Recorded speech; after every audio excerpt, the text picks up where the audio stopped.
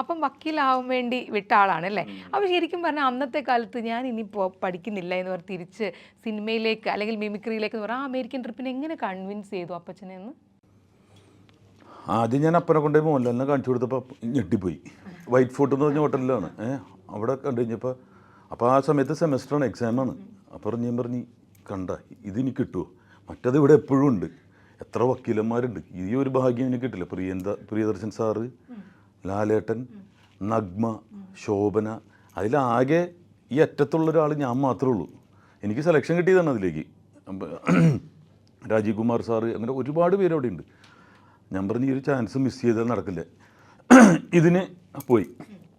പിന്നീട് തിരിച്ചു വന്നു കഴിഞ്ഞപ്പോൾ എനിക്കൊരു ഫുട്ബോളിൽ IM വിജയനും അമ്മ മെമ്പേഴ്സും തമ്മിൽ ഒരു മത്സരം അടുത്ത സെമ്മ് വന്ന്. അപ്പം ഞാൻ പറഞ്ഞു ഇതിൽ കമൻട്രി പറയാൻ എനിക്ക് ചാൻസ് കിട്ടിയിരിക്കുകയാണ്, ഇതിന് ചാൻസ് കിട്ടുമോ? അപ്പം പറഞ്ഞു എന്തെങ്കിലും ആകുമെന്ന് പറഞ്ഞു. അപ്പം പഠിക്കണം എന്നുള്ള ആഗ്രഹമുള്ള ഒരാൾ. അവസാനം ഞാൻ പറഞ്ഞ് അപ്പം ഞാൻ വക്കീലാവണമെന്നാണ് ആഗ്രഹിച്ചത്, പക്ഷേ ഇപ്പം ഞാൻ ജഡ്ജായില്ലേ എന്ന് വെച്ചപ്പോൾ ഇങ്ങനെ നോക്കി, അല്ല കോമഡി ഷോൻ്റെ അത് ഞാൻ പറയാറുണ്ട് തമാശ രൂപമാണ്. പക്ഷേ അദ്ദേഹത്തിന് തൃപ്തനല്ലായിരുന്നു. അദ്ദേഹം മരിച്ചുപോയി ഇപ്പോൾ 4-5 വർഷം മുമ്പ്. പക്ഷേ അപ്പോഴും പുള്ളി ഞാൻ സേഫാണോ എന്നുള്ള സംശയത്തിലായിരുന്നു. പുള്ളി അക്കാഡമിക്കലായിട്ട് വരണം. എൻ്റെ വീട്ടിലൊക്കെ അങ്ങനെയാണ്. അപ്പം ബോർഡൊക്കെ അടിച്ച് വെച്ച് വീട്ടിൽ. സിസ്റ്റർ ഡോക്ടറാണ്. അപ്പോൾ doctor Tincy Tom, advocate Tini Tom എന്ന്.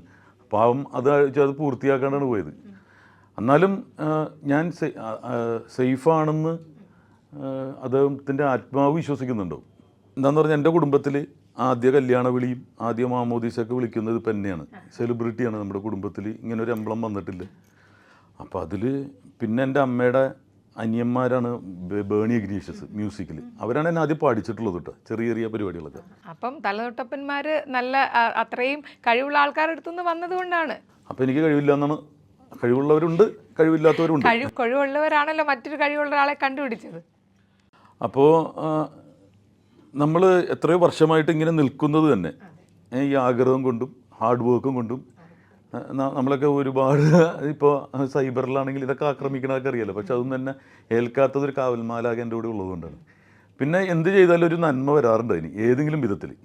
ഇപ്പോൾ ആദ്യം ഞാൻ ചെയ്തൊരു സിനിമയുടെ ഹൗസ്ഫുൾ എന്ന് പറഞ്ഞൊരു സിനിമ, 4 കുട്ടികളുള്ളത്, ജ്യോതിർമയായിരുന്നു. അപ്പോൾ ജ്യോതിർമയി ഇപ്പോൾ 2ാമത് അമൽ നീരദിൻ്റെ പടത്തിൽ ആ സിനിമ കഴിഞ്ഞിട്ടാണ് വരുന്നത്. അപ്പോൾ ആ സിനിമയും ഇതുപോലെ തന്നെ റിപ്പീറ്റഡ് വാച്ചാണ്. ചാനലിൽ 4 കുട്ടികളുടെ അപ്പൻ എന്ന് പറഞ്ഞാൽ അതിലും അപ്പനായിരുന്നു.